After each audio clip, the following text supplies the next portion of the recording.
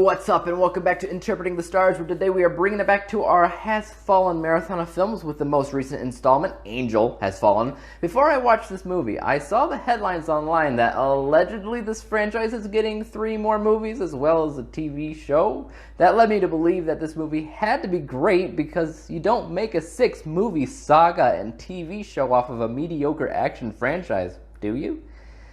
I mean, nothing against the series, but for the most part, I saw the first and second film as just okay. People have called it the penny saver version of Die Hard. I've called it the movie version of 24, and I'm sure you've called it your own comparison because at the end of the day, it's nothing incredibly new or fresh. It's a series that you can shut your brain off to, drool a little bit, and just watch meaningless action. Maybe that's just me, I don't know. Let's just go ahead and talk about Angel Has Fallen. When yet another assassination attempt is placed on the President of the United States, Mike Banning is the one who is accused of trying to kill the POTUS, and while on the run, he must discover who set him up, what he must do to clear his own name, and obviously he still has to save the president because he's the only person in the world that can do it. He's like the John Connor of the Secret Service. So, interesting little tidbit, Aaron Eckhart is nowhere to be seen anymore since Morgan Freeman is now playing the president this time around. Does that mean that this is like the sequel to Deep Impact, because he was the president in that too? But seriously, where is Aaron Eckhart? I kind of expected him to show up when they were accusing Mike Banning of treason, and he'd show up like a white wizard and be like, nah fam, he's cool. I don't know, I guess he's just hanging back on his couch watching it all unfold on CNN or something, thinking, that's whack. Okay, enough of that. First of all, I want to point out that this movie doesn't feel very much like a Has Fallen film, and I think that's because they changed the formula in a way that I wasn't a huge fan of. You want movies to get bigger and bigger to draw the appeal, but what happened here was it kind of got infinitely smaller. You kind of come to expect a massive attack on a well-known city at this point, and turning it into a setup film like The Fugitive wasn't really helping it out. Honestly, the film as a whole was just The Fugitive, except you'd probably just rather see The Fugitive.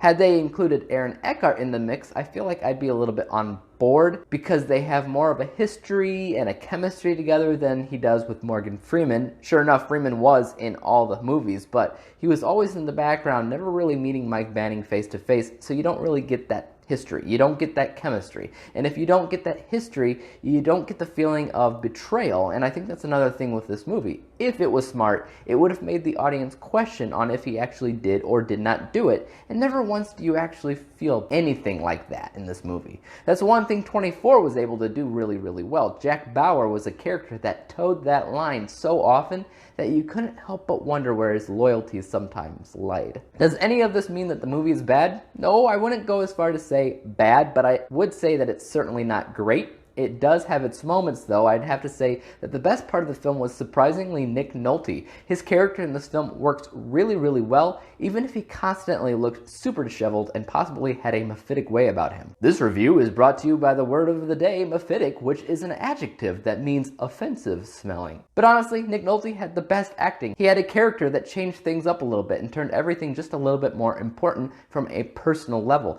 He was great. Unfortunately, I can't say the same about anything else in this movie because as a whole, it was predictable. A part of that was because of how it was cast. You can't just cast a movie with a number of actors that are known to play bad guys. You can't do that and not have people guess the twists that will occur 3 minutes in. And I'm not entirely sure if it was supposed to be plot twists or not, if I'm honest with you. It's that obvious. And also, the action in the film was fine, but a lot of it just felt random. Mike Banning is trying to survive and ID the people responsible for the bad things that are happening, but honestly, he has no idea where to start. That's where this would have probably differ from other movies like it, like John Wick. John Wick is a movie where basically everybody is gunning after him, but he always knows his next step. He always knows what he's gonna do next, and that's what makes those movies so great. Mike Banning, on the other hand, is basically running around with his head cut off. He has the skills to survive, which is fantastic, but the audience is rarely clued into what's going through his mind. All in all, I think this film missed the mark more times than it succeeded in what it was going after. Take that as you will. Guys, I rated Angel Has Fallen 71%, 71 out of 100 possible stars, granting it the letter grade of C-.